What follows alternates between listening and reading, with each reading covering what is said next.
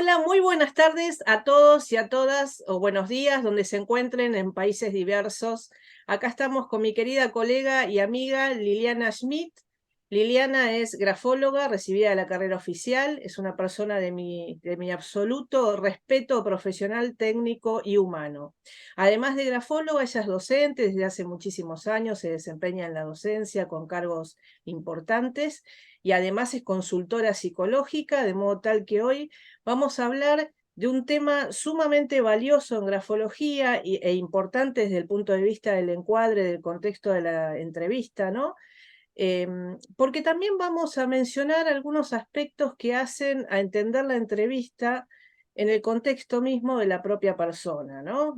Con esto que se llama desde el counseling el enfoque centrado en la persona, ¿no? Le vamos a dar una perspectiva humanística, ¿no? A la entrevista y bueno, y vamos a comentar una serie de aspectos que hacen a un desempeño que consideramos nosotras idóneo, ¿no? En la materia.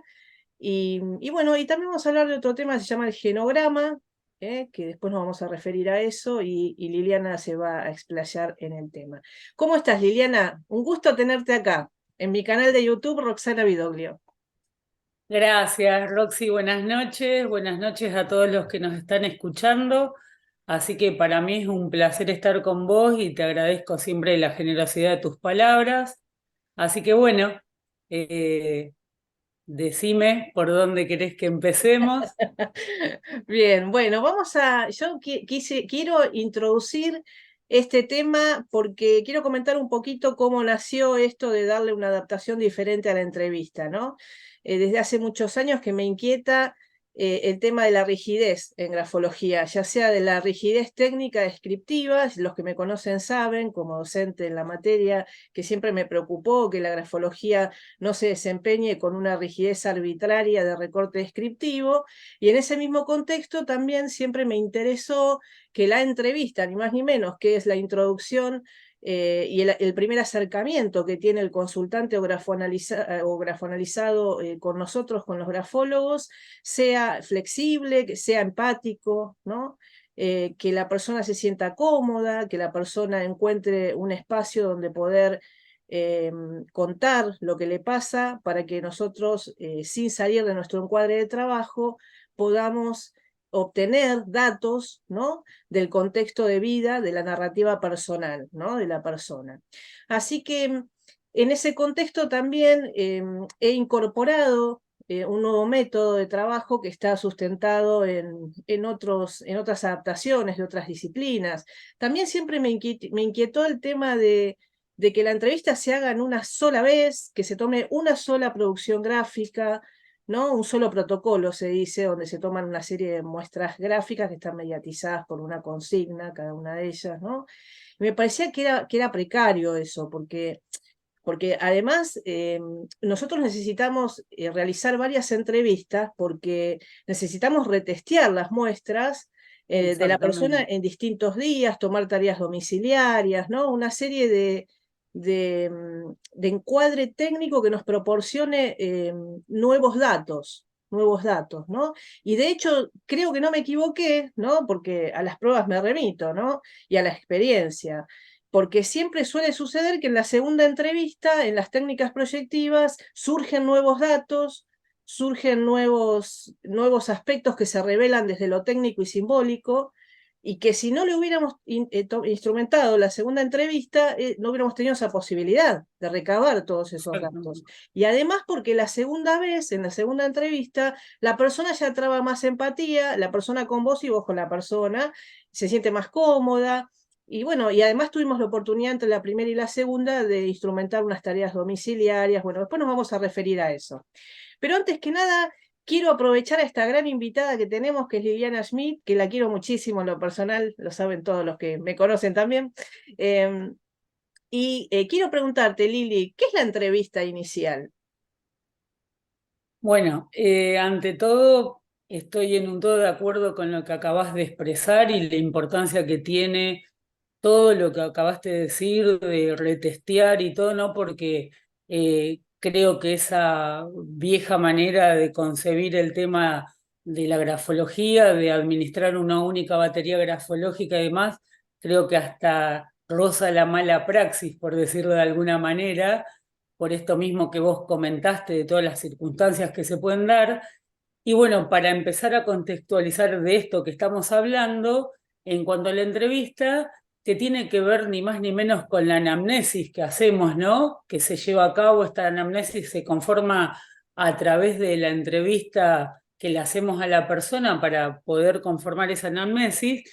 Y si vos me dejás hacer un poquitito así de historia para que por ahí los que nos están escuchando tengan un poco de idea de desde dónde viene este término, que en realidad anamnesis significa, digamos, recordar, reminiscencia, ¿no? Y este término lo usó por primera vez como en un sentido más filosófico, lo usó por primera vez de una manera muy importante Platón, en conexión con esto de la teoría de las ideas que tenía él, y que decía que aprender consiste en recordar. Entonces, por lo tanto, lo que podemos decir y concluir que la anamnesis, que el conocimiento es un recuerdo, es una reminiscencia. Pero también después vemos a medida que va avanzando el tiempo, que también, por ejemplo, en la tradición órfica y pitagórica, el término este, que se llamaba metempsicosis, y del sinónimo quería decir, esa reminiscencia tenía que ver con la transmigración de las almas, o sea, como recordar lo que eran las vidas pasadas o lo que hoy en día conocemos como, por ejemplo, reencarnación, como para ver otro sentido que se le daba a lo que era anamnesis o en esto de recordar o reminiscencia. Después también, por ejemplo, los historiadores utilizan la palabra anamnesis porque ellos consideran que cuando, por ejemplo, eh, se utilizan los documentos históricos, se recompilan restos arqueológicos y demás, también esto permite un reconocimiento o una reminiscencia del pasado, que es recordar, ¿no? Todas estas cosas que nos anteceden a través, entonces ellos configuran esto como una anamnesis. Y otro ejemplo por ahí más cercano que tenemos de la anamnesis es la que utilizaba Freud, como que es este recuerdo, esta anamnesis que es la analítica, que fundamentalmente se basa, según la, digamos, la psicología freudiana, en esta acción de la memoria, que es como traer al presente a través de los recuerdos de la reminiscencia todo lo que inconscientemente para él impacta de manera directa, ¿no? En el presente, la conducta de la persona, en el accionar. Entonces, de esta manera podemos ver cómo este término de anamnesis se utiliza en diferentes ámbitos, en la medicina, en la psicología, en la religión, en nosotros en la grafología, o sea que cada uno dentro de su disciplina, dentro de su ciencia, lo va instrumentando de una manera, no sé si tan diferente, pero por ahí tiene determinadas variaciones de acuerdo, ¿no? Al área que nos estamos, o sea, en la disciplina que nos estamos moviendo. Entonces, como que, digamos, resumidamente lo que podemos decir de la anamnesis, como para decirlo en pocas palabras, porque después se puede ampliar de otras maneras, es como que es un proceso de exploración que se lleva a cabo mediante la entrevista esta inicial de primer contacto, que es para determinar diferentes elementos familiares, identitarios, personales del individuo que se acerca a consultar, pero acá no sé si vos querés profundizar un poco más el tema o ampliar, mejor dicho, que esta anamnesis no siempre se agota en ese primer encuentro y me parecería importante, porque también me gustaría como decirle a los que están escuchando, ¿no? Que esto de la anamnesis, en mi caso particular hablo, Roxana fue y es mi gran maestra, así que esto digamos que es algo que lo aprendí con vos, porque justamente de esto que hablabas al principio, de cómo a veces se concebía la vieja grafología de que en mi formación, y hablo por mí, no quiere decir que sea la experiencia de todos, como que esto no era algo que se implementaba o que estaba bien implementar.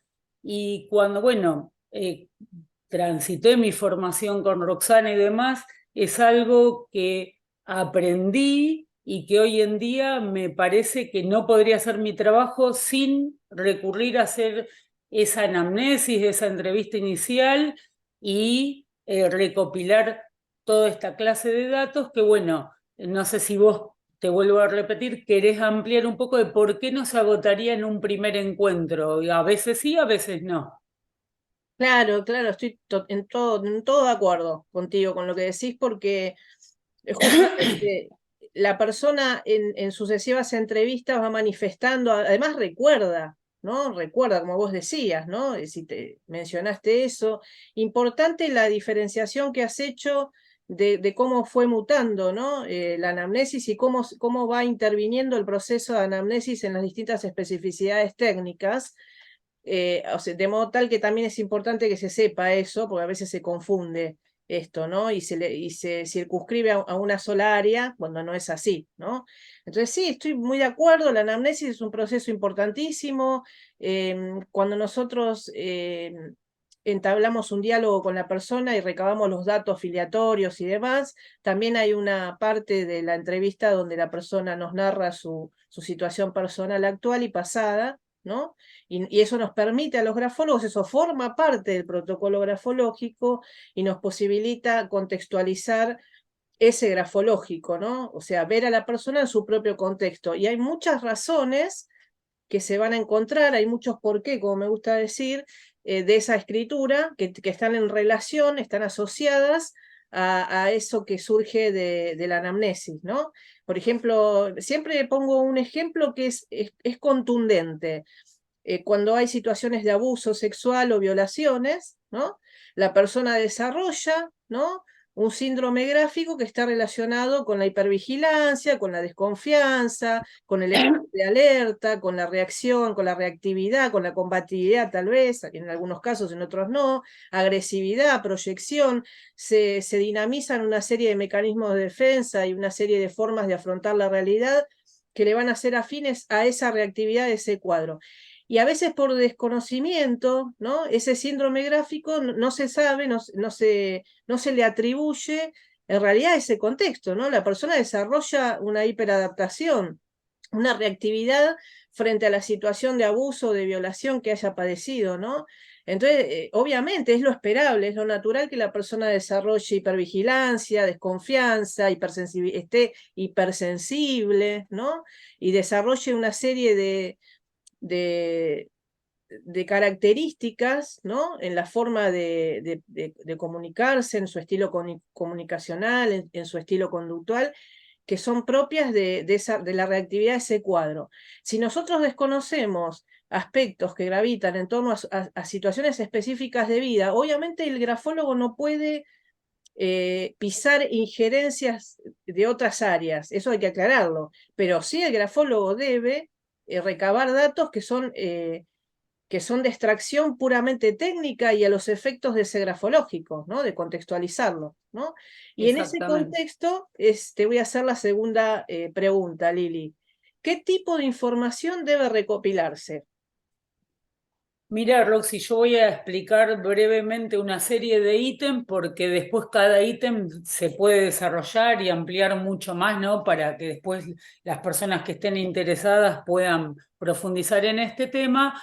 Pero básicamente, por ejemplo, tenemos dentro a grandes rasgos, uno sería, uno de los ítems, los datos identitarios, ¿no? Como vos bien dijiste, que tiene que ver con esto de el nombre y apellido de la persona, sexo, domicilio, fecha de nacimiento, todo lo que tiene que ver con la identidad de la persona. Y acá por ahí me parece también importante, aunque parezca un dato menor, cuando nos referimos que hacemos los datos identitarios, porque estamos en un momento donde hay que ayornarse con las cosas que vienen gestándose o trabajándose a nivel social, como el tema ahora de la ESI y demás, que a veces también acá es importante cuando, y no es un dato menor, le preguntamos a la persona sobre el sexo, como no dar nada por sentado, sino que sea la persona que sea que pueda manifestarse de acuerdo a cómo se percibe, porque hoy en día no es un dato menor que como profesionales en el área que nos desempeñemos, ya sea como grafólogos, como en mi caso también como consultora psicológica y demás, que a veces ya este tema de directamente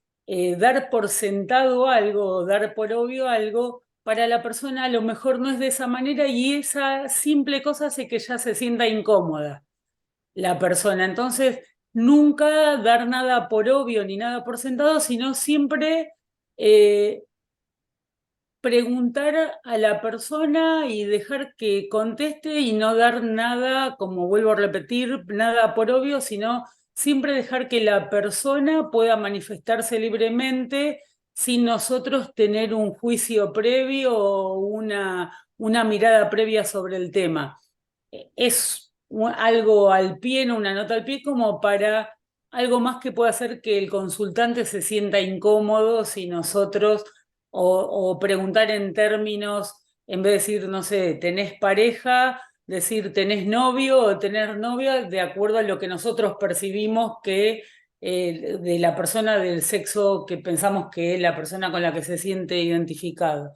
Como que digo, parecen tonterías, Edades, pero pero que no lo hoy en son. día, ¿cómo? Que parecen obviedades, pero no lo son. Justamente, Claro, ¿y qué hace eso? Que claro, que justamente eso hace que a lo mejor ya de entrada la persona se sienta incómoda con la situación que nosotros estamos dando por obvio o por sentado. Entonces, uno de los datos serían los datos identitarios. Por el otro lado, o sea, el otro ítem sería lo que es el motivo de consulta, ¿no? ¿Qué es lo que hace que la persona se acerque a nosotros a consultar, a solicitar el grafológico? Y acá también, aunque a lo mejor a nosotros nos parezca obvio este motivo por el cual acude, siempre preguntarle, qué es lo que te trae, ¿no? O sea, porque es, digamos, no es el único punto importante de la entrevista, de la anamnesis, pero es uno de los más relevantes, el saber qué es lo que lo trae a la persona, porque a veces también nosotros como profesionales de la grafología y demás, podemos ver un montón de cosas, no sé si vas a coincidir vos, Roxy, con eso, a lo mejor es mi visión, podemos ver un montón de cosas, pero a lo mejor dentro de las cosas que podemos ver no es lo que a la persona le interesa saber. No sé, puedo poner como ejemplo, hablando mismo de la sexualidad, no sé, podemos ver algo acerca de la sexualidad de la persona, pero la persona no la motivó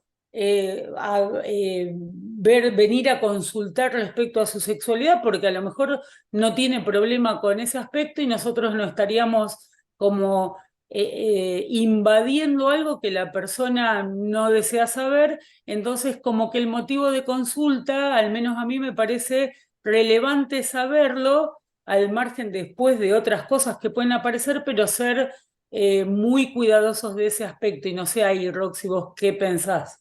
Sí, totalmente de acuerdo, totalmente de acuerdo. Varios puntos, ¿no? Preguntarle por pareja y no tu esposo, tu esposa, tu novia, tu novio, eso es fundamental, ¿no? Dejar que se explaye la persona, tratar el tema más neutralmente, digamos, ¿no? En todos los aspectos, ¿no?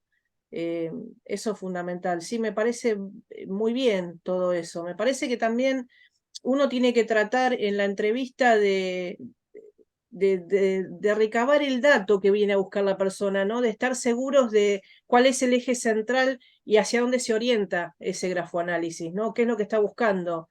¿Qué necesita saber? Tal cual. ¿No? Porque ahí hay que apuntar con el grafoanálisis, a lo que quiere saber, a lo que necesita saber la persona. Por lo general, en mi experiencia, ¿no? La persona viene a buscar siempre la respuesta a algo, ¿no?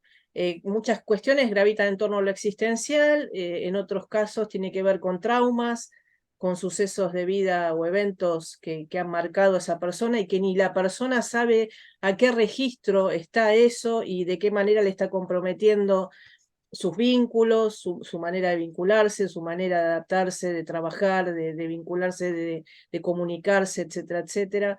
Entonces, esos datos yo sé que cuando uno los define en un grafoanálisis son valiosísimos para la persona. Cuando uno le puede decir a la persona qué área o qué dominio de su personalidad impacta sobre la otra, ¿no? Y produce que se modifique toda una conducta o que complejice toda una conducta o de qué manera la persona a veces encuentra como solución sobre adaptarse, ¿no? Decírselo, ¿no? Hacérselo ver. Creo que esa es la función nuestra de los grafólogos, Exactamente, es de contribuir suma importancia. exacto, contribuir a la verdad de esa esencia que se está revelando en esa escritura y que la persona no la tiene a un registro consciente, la tiene a un registro inconsciente, por eso viene a buscar ese saber que no sabe, pero que sabe profundamente, pero que no lo sabe, ¿no? Bien lacaniano el tema. Exactamente.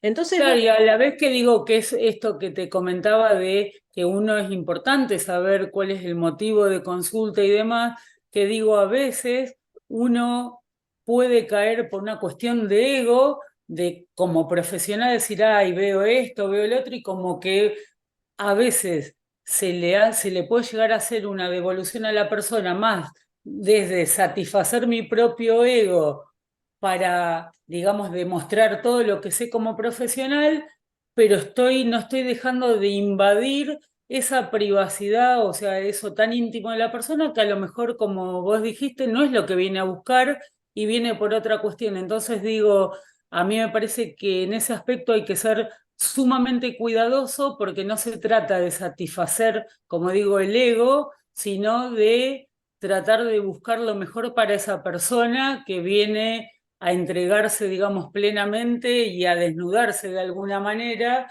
ante nosotros. Y me parece que uno tiene que ser muy respetuoso de eso, que el otro es tierra sagrada en ese aspecto, ¿no? hermosa, hermosa definición. Y a propósito de eso, Lili, me gustaría que por favor le cuentes a las personas que nos están escuchando qué es el enfoque centrado en la persona, que le cuentes quién desarrolló este encuadre de trabajo, ¿no? Que está relacionado con la consultoría psicológica, con el counseling, y que le comentes, me gustaría a la gente, qué es el enfoque centrado en la persona.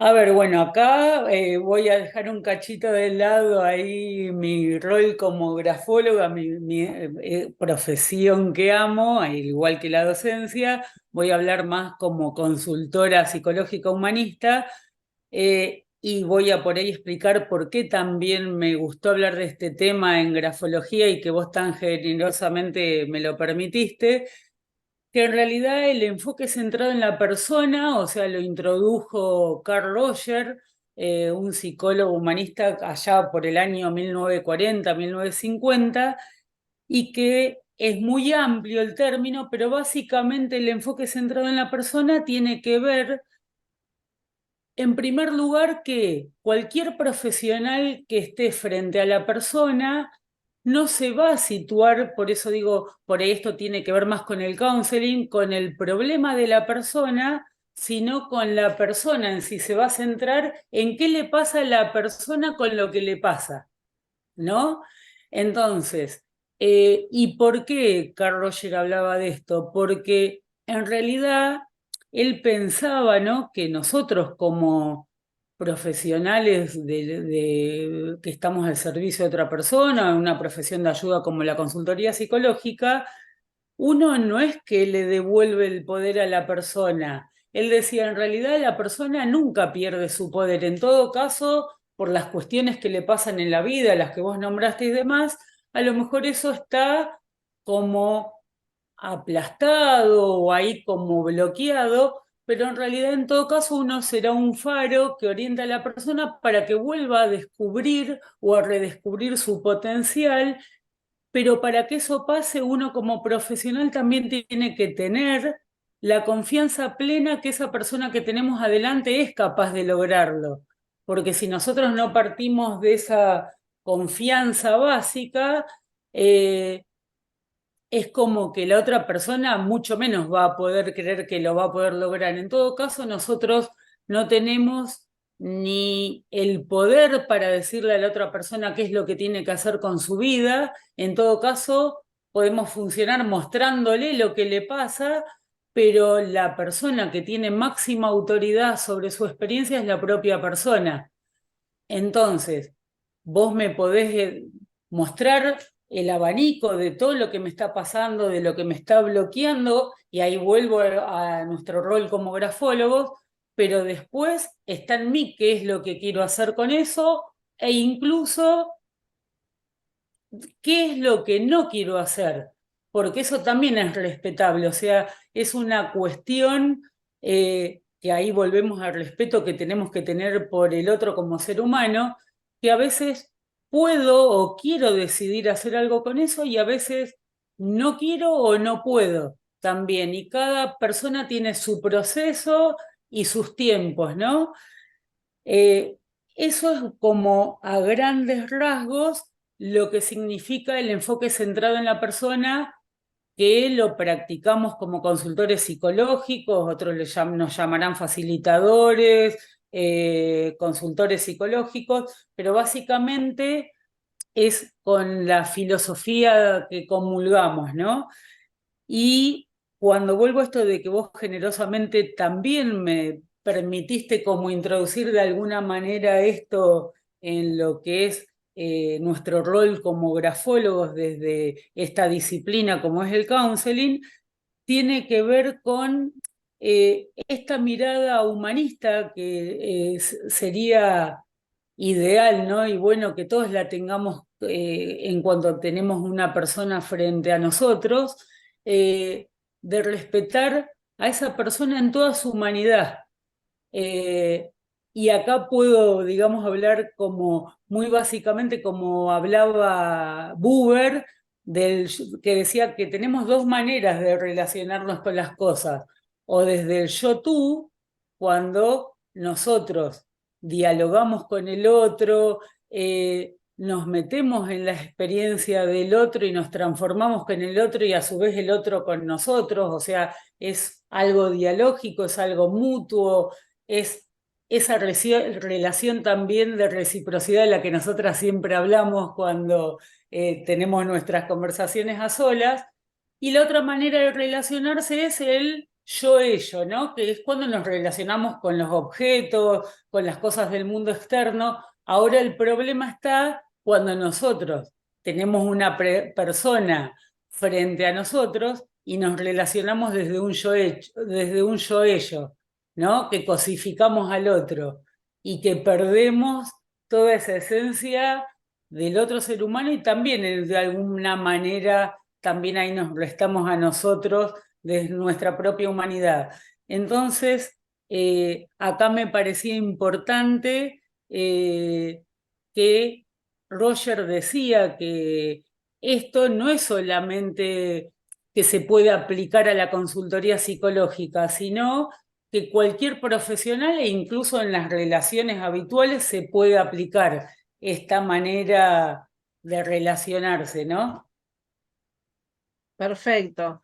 Bueno, qué interesante y qué profundo, ¿no? Bueno, la idea también es en este encuentro que podamos mencionar que nuestro entendimiento del informe está centrado en la persona también. Es por eso que yo hace ya un tiempo vengo modificando la forma de informar y lo hago más desde la perspectiva humanística, saliendo de esa rigidez de en el área, en el área, en el área, ¿no? Porque un área impacta sobre la otra y da origen a una conducta, a una forma de concebir el vínculo, de, de trabar vínculo con el otro, ¿no? De entablar un vínculo con el otro. Siempre un área, un dominio impacta sobre el otro y da origen a una conducta. Entonces, la Exactamente. persona viene a que vos le digas de qué forma, ¿no? Yo, de hecho, mi experiencia gravita en torno a esto, ¿no? A que he recogido mucha experiencia en relación a los informes y cuando informo de esta manera es mucho más exitoso, se cumple mucho más el objetivo, porque la persona te abraza y te dice, no sabes lo que me ayudaste. Y eso se repite una y otra vez y para mí es sumamente gratificante que la persona se vaya con las respuestas que vino a buscar, ¿no? Entonces, ahora mis informes están orientados hacia ese encuadre, ¿no? A poder explicarle a la persona cómo determinados sucesos de vida han quedado grabados, ¿no? En su impronta caracterial, de personalidad, cómo las emociones, cómo procesa sus emociones en relación a cómo reacciona el cuadro frente a sus circunstancias, cómo gestiona sus emociones, por qué las gestiona de esa manera, no que vos le digas, en el área emocional vos sos así, en el área intelectual, que no es, vamos, hay todo un debate, ¿no? Porque a mí no me gusta que se diga en el área intelectual, porque para mí es en el área cognitiva, perceptiva, es mucho más que Aparte dijiste analítico. algo muy importante, Roxy, que es cómo impacta un área sobre otra, porque dijiste algo muy importante y me parece que es algo a tener en cuenta, que tenemos que cambiar esa mirada de informar, porque vuelvo a mi profesión como consultora psicológica, nosotros funcionamos como seres integrales. No funcionás, no sos vos tu intelecto por momentos sos tu afecto, o sea, funcionamos de manera integrada y por eso, bueno, también somos seres biopsicosociales y espirituales, o sea, que no es lo mismo, ¿no? O sea, no está de más aclarar que no tiene nada que ver con la religión, o sea, somos biopsicosociales y espirituales, funcionamos como un todo. Y también vemos hoy en día, como también lo hablamos con vos, que es la manera que lamentablemente nos están abordando a nivel de salud. Todo, bueno, por un lado tenés un problema de riñón, por el otro lado si tenés un problema en la cabeza anda por allá. Sí. O sea, es como que se nos tiende a desintegrar y en realidad cuando vos decís que de esta manera que encontraste de informar, desde una manera más humanista, más existencial de todo, ves que eso tiene éxito, es porque la persona va a resonar con esa manera de informar, porque no lo estás desintegrando de alguna manera, ¿no? Volviendo a esto de la integración. Es que Entonces, es justamente como, lo que se pierde ¿cómo? lo que se pierde cuando hay conflicto es integración. Se pierde la capacidad de integrar y de conectar con el yo esencial de cada ser humano. Entonces la persona viene Exactamente. con una suerte de desconexión, sin estar disociado o escindido, que eso forma parte de los trastornos de personalidad. Todos en algún punto perdemos conexión con nuestro yo esencial. Entonces, el venir a solicitar respuestas con un informe grafológico es mucho más que eso. Hay que caminar un kilómetro más en el entendimiento de lo que viene a buscar esa persona, lo que necesita saber, que vos lo ayudes a conectar ni más ni menos consigo mismo y a encontrar esas respuestas. Vos sos una facilitadora de esa conexión. Tal cual, y a la vez me quedé pensando, ¿no? O sea, creo que hasta pienso en voz alta de esto cuando hablabas de cómo informar, a mí me parece importante porque creo que todos pasamos en mayor o menor medida por diferentes ámbitos de formación, por distintos institutos, por lo que sea, y como que a veces uno se frustra, a veces no, a veces uno se acostumbra a informar desde determinados lugares.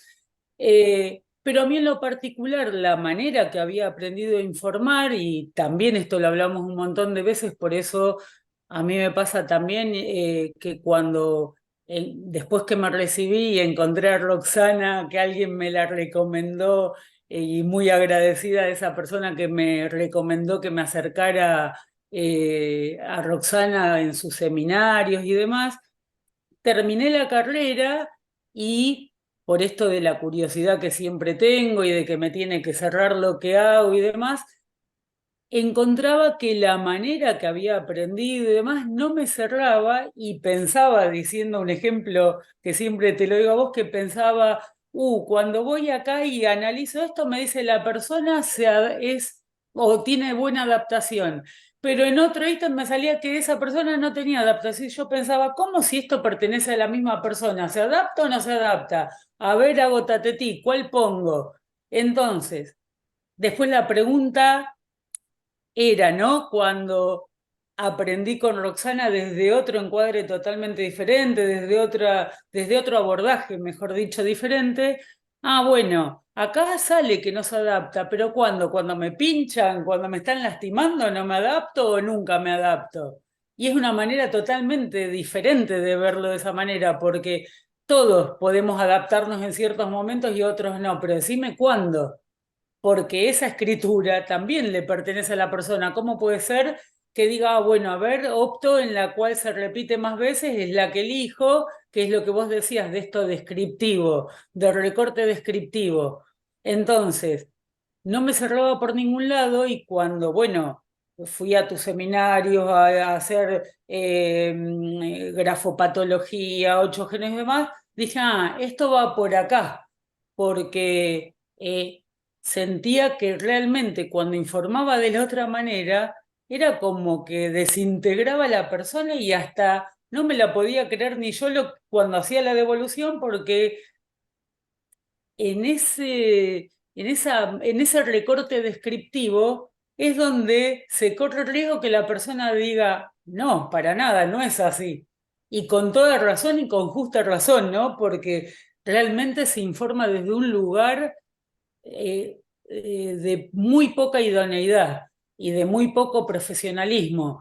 Por eso también invito a las personas presentes, que en su mayoría por ahí son grafólogos, que también es muy importante a veces, o sea, no quedarse con una sola mirada, sino también tener esa curiosidad de investigar, de ver, de ir a un curso, a otro seminario y todo, y sacar las propias conclusiones y seguir ayornándose y formándose, porque a veces en mi carrera también como docente, que tengo 27 años en la docencia, uno ve maestros que se quedaron allá lejos con la formación de hace 27 años y me parece sumamente terrible, porque uno debe buscar nuevas maneras, la sociedad va cambiando, todo va evolucionando. Entonces, para sintetizar esta idea de lo que vos hablabas, me parece que cómo informamos también hace la diferencia al consultante que viene a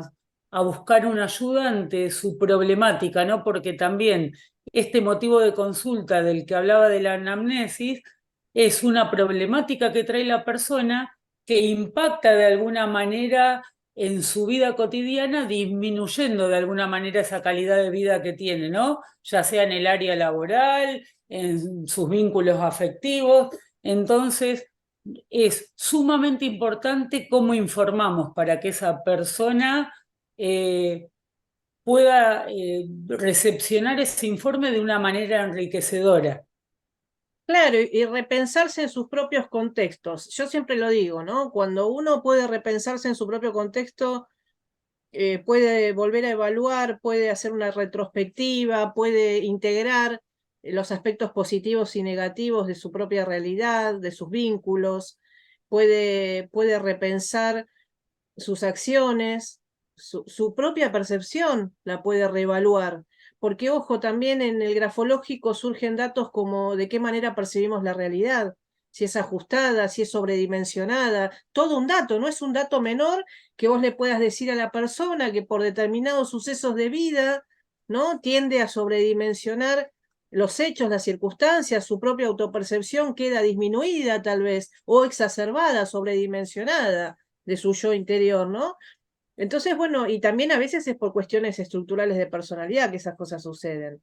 Que Claro, obviamente, bueno, ahí hay que buscar también la herramienta para informar las cosas y no desde los aspectos técnicos rígidos, porque eso le va al encuadre. Eso también es importante que lo mencionemos, ¿no?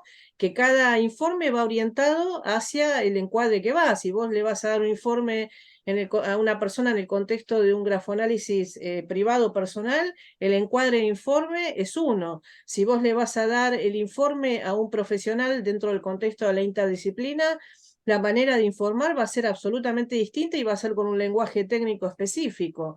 Entonces, bueno, esas son las cuestiones que nos interesaba conversar con Lili hoy. Ahora vamos a hacer, si te parece bien, Lili, una pequeña pausa y seguimos tras la pausa para, Genial. para conversar con lo que queda de esta hermosa entrevista. Bueno, Bárbara. muchas gracias a todos que están acá esta noche, a todos los que están acá presentes esta noche, compartiendo este grato momento con nosotros y nos vemos en un momentito.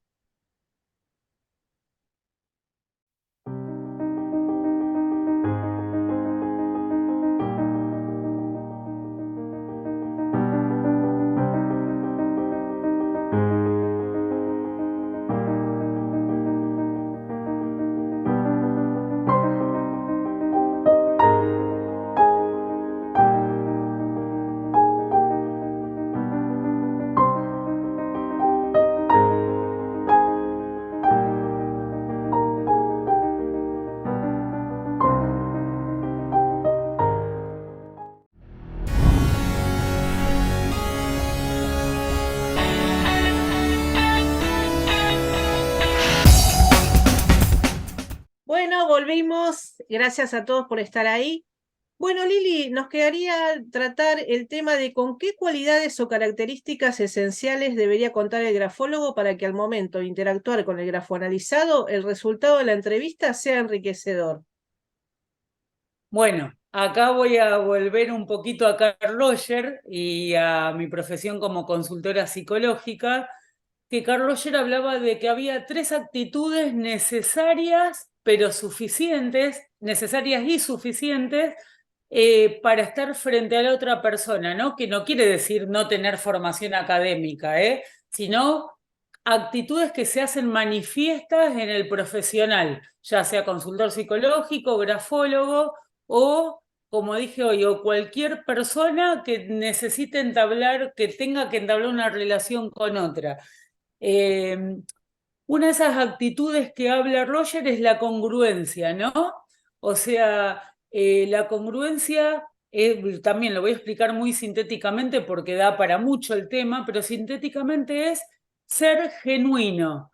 No solamente genuino con uno mismo, en qué está pensando cuando está frente al otro, si la otra persona me está diciendo algo, ver si tengo autoconocimiento de mí mismo, si eso que me está diciendo tiene que ver más conmigo mismo, si estoy emitiendo un juicio de valor que con el consultante, y a la vez ser genuino con el otro en cómo me vinculo, sino que no es que cuando voy a ponerme frente a ese consultante como grafólogo o como sea, decir, bueno, ahora me pongo el disfraz de grafólogo, sino que es estar genuinamente presente con todo lo que soy, porque eso es como que se transmite a la otra persona. Cuando no somos genuinos, la otra persona se da cuenta, entonces como ser congruente tiene que ver, tiene dos movimientos, a nivel interno, pero también con el otro, ¿no? Como para sintetizar, porque vuelvo a repetir, el concepto es mucho más abarcativo y implica un montón de otras cosas. Por el otro lado es la otra actitud que debería hacerse manifiesta en la conducta del profesional es la consideración positiva incondicional. Y acá decimos, cuando decimos cómo ser incondicional, cueste lo que cueste con la otra persona, no, sino lo que se refiere es que voy a validar la experiencia de la otra persona con lo que me trae, o sea, no voy a emitir juicios de valor frente a lo que, ni verbalizarlos y tratar de no hacerlos en mi cabeza tampoco, porque hay algo que hablaba Edmund Husserl, creo que, perdón la pronunciación si no es así, que hablaba de la reducción fenomenológica, ¿no? Que tiene que ver cuando estoy frente al otro escuchando, si tengo una escucha plena y estoy sumamente presente en lo que el consultante me trae, es como que dejo esa reducción fenomenológica, es dejar en suspensión el juicio de valor, como ponerlo en una cajita, ¿no? Como decían algunos de mis profesores, porque básicamente los seres humanos somos judicativos, ¿no? Todo el tiempo estamos emitiendo juicios de valor y no está mal, esto me gusta, esto no me gusta, pero cuando estamos frente a un otro es dejar el juicio de valor suspendido y remitirme a escuchar exactamente lo que la otra persona trae, sin estar pensando, ah, eso está bien, eso está mal, eso. Dejar el juicio de valor y validar a la persona en su experiencia. O sea, si la persona, por ejemplo, digo, cualquier ejemplo absurdo. Ah, sí, vengo porque se me rompió la uña y no doy más del dolor y quiero saber qué me pasa. Y nosotros pensar, ah, no, pero esto que me viene a consultar es una tontería porque en realidad no tiene mucho a la persona para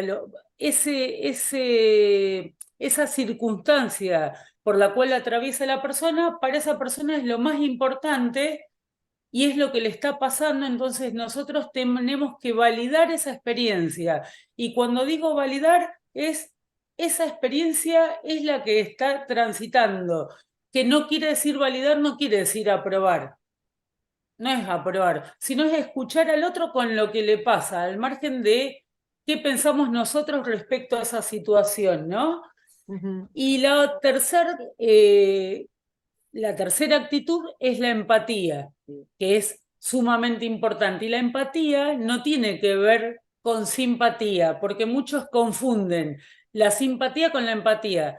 Si yo simpatizo con vos y pongo otro ejemplo por ahí, porque vos me contás que estás atravesando eh, tu divorcio y yo como estoy atravesando el mío, simpatizo con vos, me pongo a llorar y todo, porque en realidad me identifiqué con vos, que no es la idea del profesional identificarse, sino que empatizar es tratar de salir por un momento de mi marco de referencia, de mi percepción de la realidad, para tratar escucharte lo más activamente posible y desde esa presencia plena que tengo, intentar tratar de meterme en tu marco de referencia lo más que pueda, porque nunca se logra por completo, lo que más puede tratar de percibir por un momento de cómo estás percibiendo vos el problema que traes.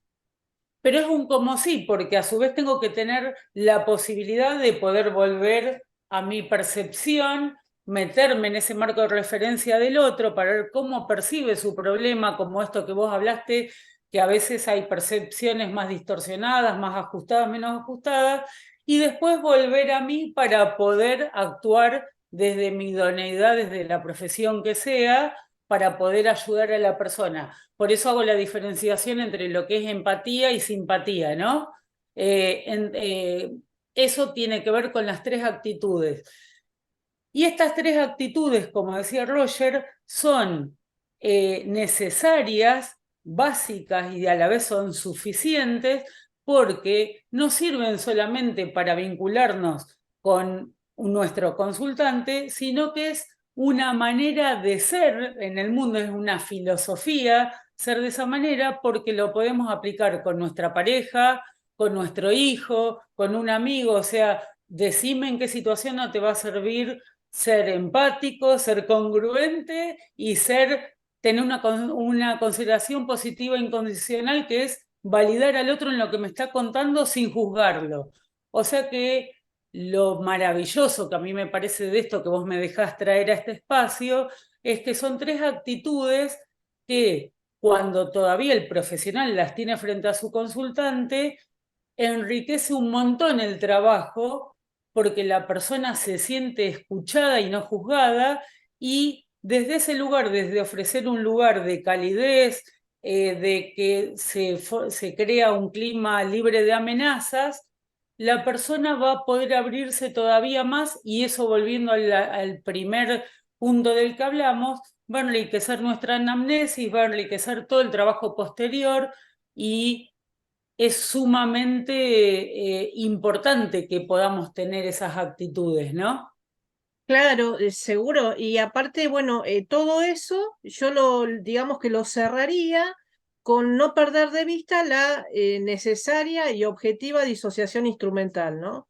Que Tal eso va a cual. hacer que uno, como vos decía, como vos comentaste, no simpatice, sino empatice, ¿no? No entable el vínculo, ¿no? Sino que trate de mantenerse con Una distancia óptima. esa distancia óptima que va a favorecer la objetividad, que va a favorecer que seas vos quien lleve la entrevista, quien la oriente hacia los lugares necesarios, digamos, ¿no? Y que no se pierda de vista la objetividad en ningún momento, ¿no? O sea, si bien el enfoque centrado en la persona es lo que estamos proponiendo, también estamos dejando y poniendo de manifiesto que siempre el encuadre técnico es nuestro norte, digamos, ¿no? Y dentro del Tal cual. encuadre técnico es esto de la disociación instrumental tan necesaria para sostenerlo, ¿no? Y ¿Qué a te- la vez el tema también, ¿no? Que me parece que amerita nombrarlo en este punto, el tema de la ética también profesional, que hasta dónde recopilamos en esa anamnesis, qué datos recopilamos y hasta dónde ir con el otro, porque la otra persona, si justamente tenemos esas actitudes de empatizar, de estar presente en la escucha y todo, sabemos hasta dónde preguntar, porque si no, estamos cometiendo el tema de caer en una actitud no ética que es invadir al otro. Y entonces la persona, lo que vamos a lograr cuando sobrepreguntamos o caemos en un interrogatorio, que la idea es que la anamnesis no sea un interrogatorio como que si estás, no sé, en una comisaría, sino que sea algo mucho más amable, mucho más cálido, la persona seguramente de acuerdo a lo que le pasó, se puede terminar cerrando porque en realidad con esta idea de que hay que recopilar la máxima información, caemos en esta parte no ética de invadirlo. Entonces, esto es cuando hablaba de que a veces no se agota en una primera entrevista y por ahí después aparece otra cosa que cuando el consultante tomó confianza y pudo ver que ese clima está libre de amenazas, solo nos dé otro tipo de información en el próximo encuentro. Claro, claro, absolutamente. Perfecto. Bueno, si te parece bien, vamos por cuál sería el beneficio de que el profesional posea estas características, ¿no? ¿En qué contribuiría al análisis, a un análisis grafológico integrado y eficaz?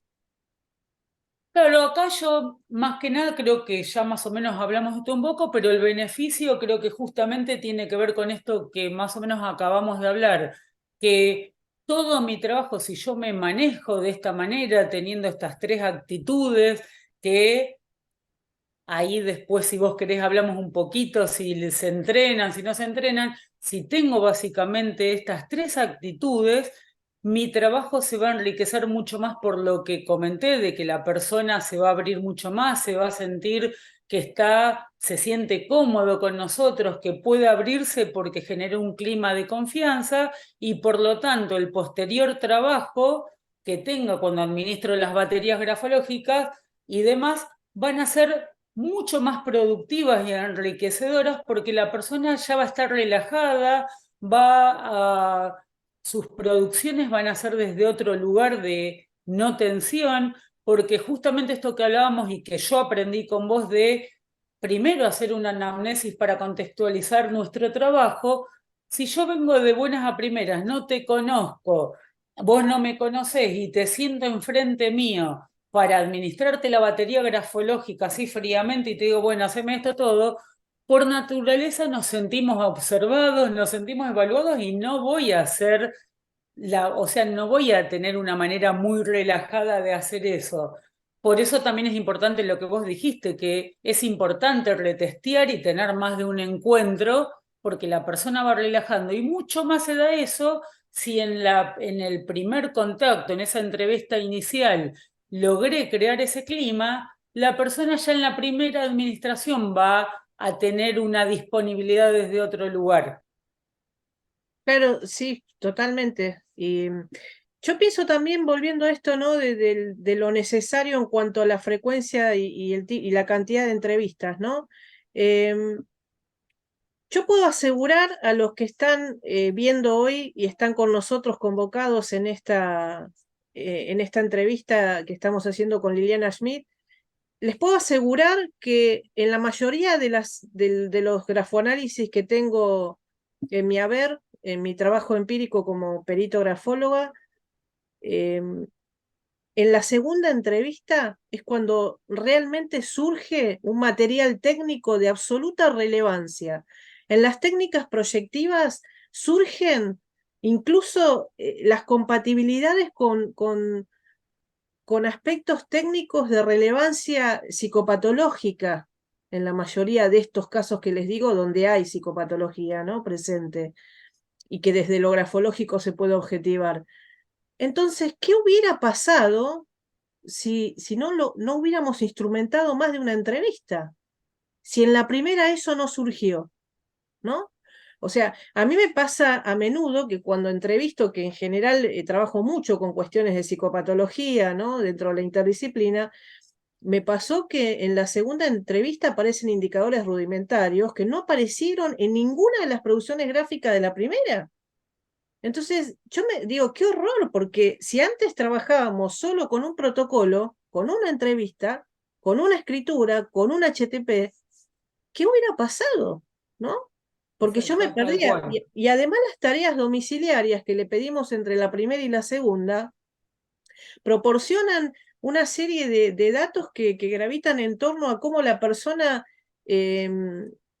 canaliza la energía, su tipo de resolución psicoenergética en distintos días y horarios, cómo procesa ansiedad en distintos contextos, en donde escribe, por ejemplo, no es lo mismo que escriba frente a nosotros, mediatizados por las consignas del protocolo, que vaya a la casa y escriba las tareas domiciliarias que le solicitamos, donde está en un ambiente que es totalmente familiar, ¿no? Y que en muchos tipos estructurales son más seguros. O por el contrario, a veces me ha pasado de ver que en casos de abuso sexual o violaciones que están dentro del contexto familiar, la persona procesa ansiedad cuando en esos protocolos, ¿no? Cuando le solicitas las entrevistas domiciliarias y escribe en su casa, ahí procesa mucha más ansiedad y ahí surge ese dato también, ¿no? Entonces, cuando me fui dando cuenta que la manera de entrevistar que teníamos nosotros era más que precaria, eh, también a la vez tomé conciencia de la importancia de esto. Por eso hoy estamos haciendo este encuentro, ¿no? Para tratar de transmitir nuestra experiencia en relación a la entrevista y comentarles que, bueno, que esto sigue, que más adelante con Liliana tenemos proyectado un encuentro ya en un formato más profesional, donde vamos a enseñar cómo es el resultado de esta experiencia que tiene que ver con cómo se entrevista, desde el punto de vista bien técnico y metodológico, en cuáles son los aspectos de relevancia en la anamnesis, que hay que objetivar y que hay que solicitar, qué protocolo solicitar, cuántas entrevistas, de qué forma hacerlo, cuáles van a ser los materiales utilizados. Y por último va a ser esto de otras herramientas que pueden sumarse, y hoy les trajimos con Liliana el genograma, ¿no?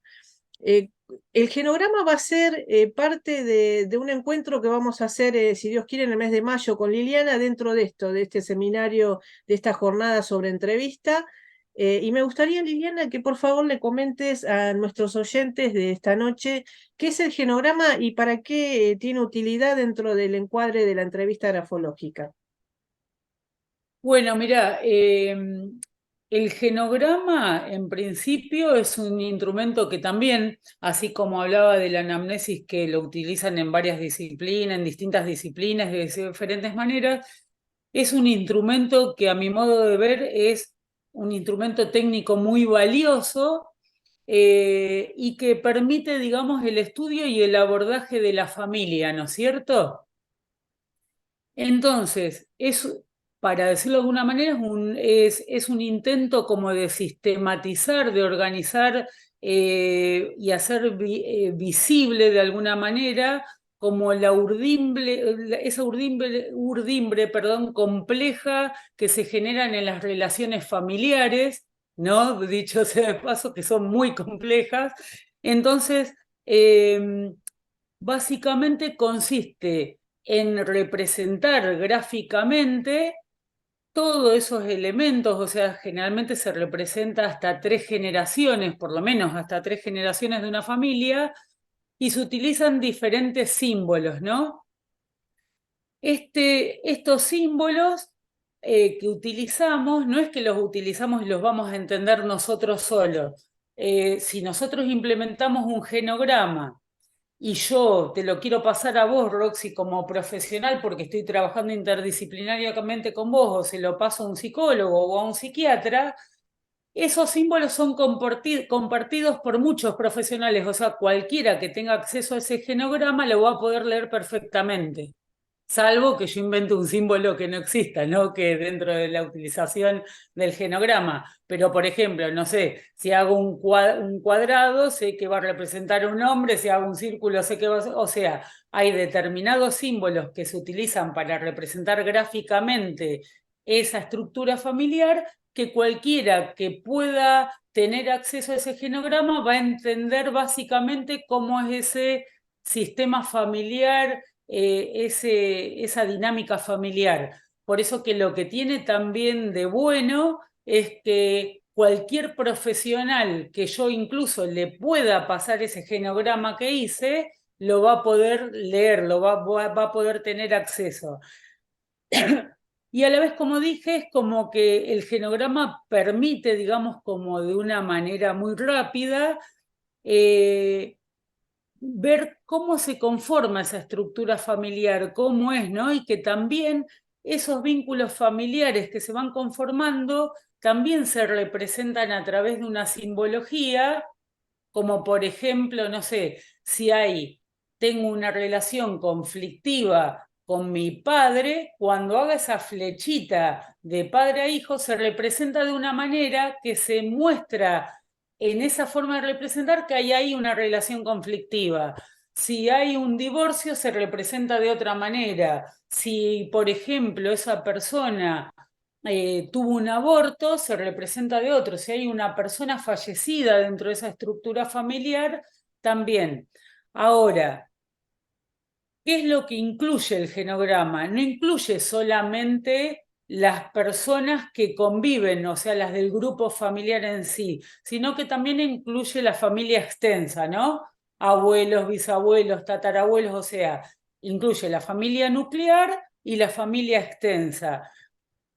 Y para concluir, digamos que, para concluir algo que es mucho más extenso, no digo rápidamente en esta charla que tenemos, a nosotros y a otros profesionales, pero digo nosotros como grafólogos, cuando miramos este genograma, nos permite como rápidamente tener una primera hipótesis acerca de qué pudo haber originado ese problema con el que viene, ese motivo de consulta que trae el consultante, valga la redundancia, cuando se acerca a nosotros, porque nos permite visualizar rápidamente cómo esa dinámica familiar y no dar por sentado, como dije hoy, o tener la certeza, esto es así, sino que al menos tener una primera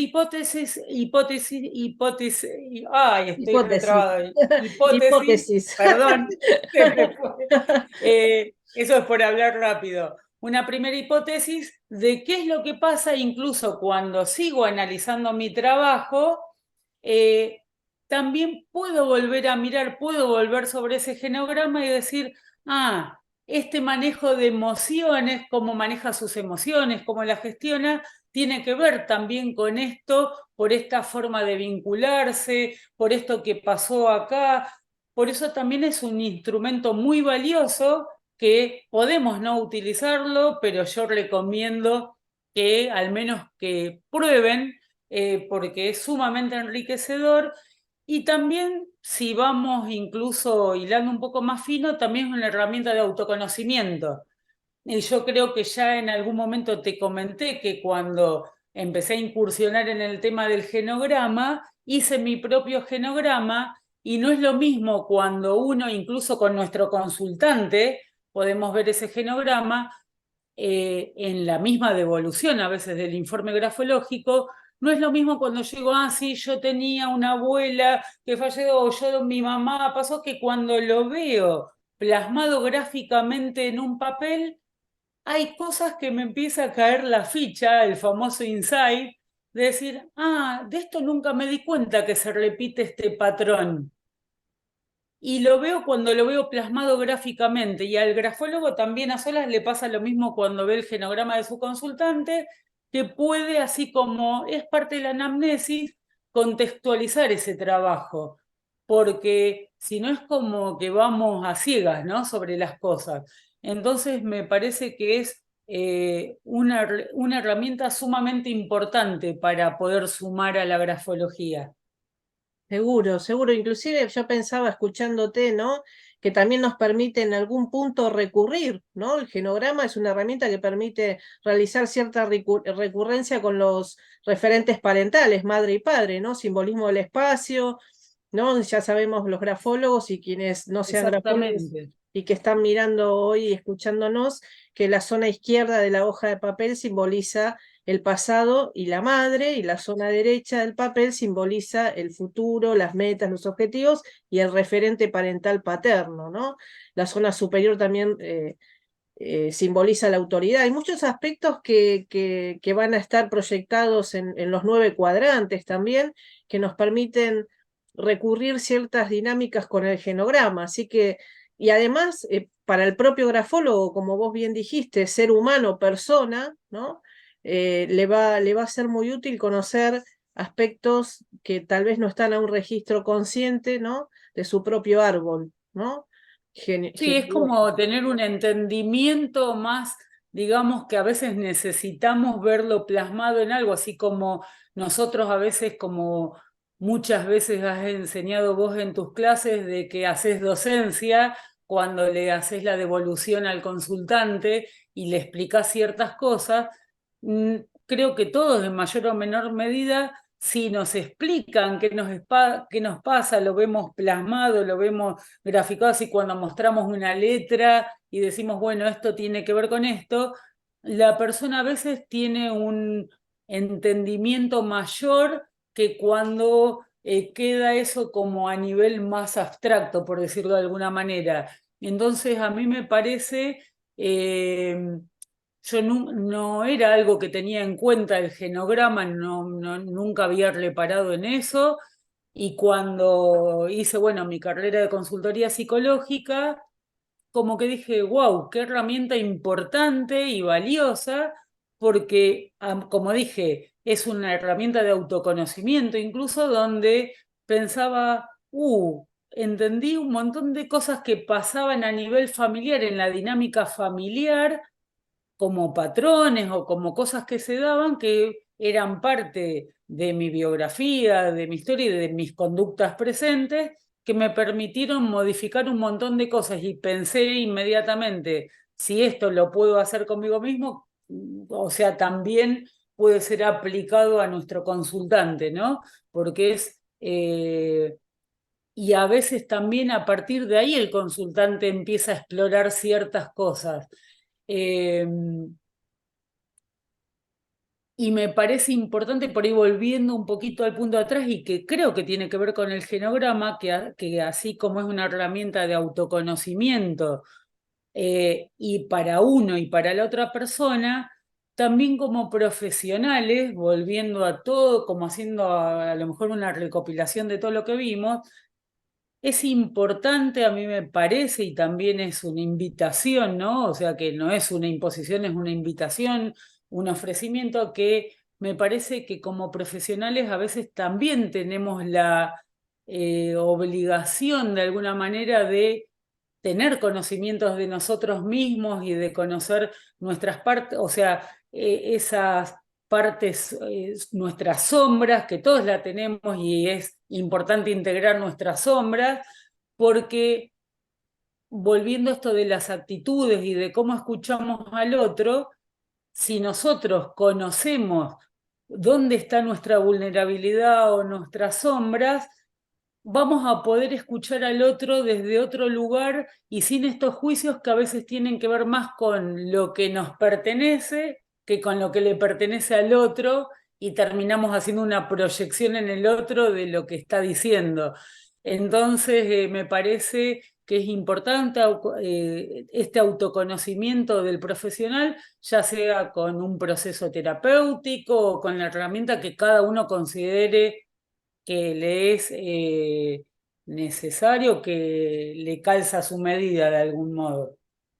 Sí, totalmente de acuerdo. Muchos mecanismos de defensa y estrategias, modos de afrontamiento, ¿no? De la realidad propia y de los grafos analizados se ven proyectados con suma y superlativa claridad en los contextos gráficos, y el genograma puede explicar muchas de esas dinámicas, ¿no? O sea, va a ser una herramienta, como decía antes, que permite realizar muchas recurrencias técnicas, ¿no? Así que bueno. Exactamente. Bueno, Lili, te agradezco mucho que esta noche nos hayas acompañado. Hemos disfrutado muchísimo de este encuentro. Tenemos mucho de qué hablar con vos. Sos una persona muy sabia, sos una persona muy comprometida con la disciplina, que quiero y respeto profundamente desde lo humano y desde lo profesional, y que celebro habernos conocido en el contexto de la profesión. Y que nos auguro un gran futuro, como ya lo hemos tenido, ¿no? De nuestro presente y nuestro pasado juntas, compartiendo trabajo, compartiendo muchos grafoanálisis, ¿no? Muchos trabajos de consultoría. Así que quiero que todos sepan que Liliana es una gran profesional, y que tiene mucho para dar, ¿no? Así que te agradezco mucho, Lili. Y agradezco a todas estas personas que nos están viendo y escuchando.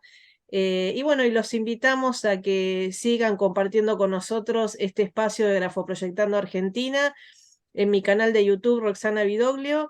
Les voy a pedir, por favor, a los que todavía no lo hayan hecho, que se suscriban al canal, que activen la campanita de notificaciones para que estén al tanto de todas las novedades, que nos dejen sus comentarios, sus likes si les gusta lo que estamos haciendo. Para nosotros es muy importante los comentarios vuestros. Y bueno, que nos acompañen próximamente, que vamos a seguir haciendo vivos con Liliana también. Y bueno, y hasta muy pronto. Muchas gracias, Liliana. No sé si querés decir algo más para cerrar. Sí, básicamente también quiero agradecerte. Roxana sabe que me da mucho pudor estar en estos momentos, pero bueno, agradezco infinitamente la invitación porque, como dijo, me apasiona esta disciplina, y esa pasión también volvió como a renacer cuando me formé con vos, con otra mirada de la grafología, y saber que es una herramienta sumamente importante y que creo que los profesionales que trabajamos de manera seria tenemos que seguir haciéndolo para que se ponga en el lugar que corresponde la grafología como la gran herramienta que es, y puedo dar cuenta de todo lo que mencionaste durante este encuentro, porque como dijiste, tuve el honor de trabajar con vos, hacer varios trabajos, y pude comprobar cada una de las cosas que me enseñaste, porque lo pude vivenciar a través de los trabajos que compartimos. Así que yo soy una agradecida de la formación y del espacio que siempre me diste, así que te agradezco, y agradezco a la audiencia de haber escuchado este encuentro, que bueno, desde mi humilde lugar traté de transmitir lo que siento, ¿no? Por la grafología y con estas cosas que bueno, que hoy traje. Bueno, muchas gracias, Lili. Gracias. Gracias a todos por sus comentarios. Gracias por estar y hasta muy pronto. Nos vemos muy pronto. Chau, chau. Un abrazo.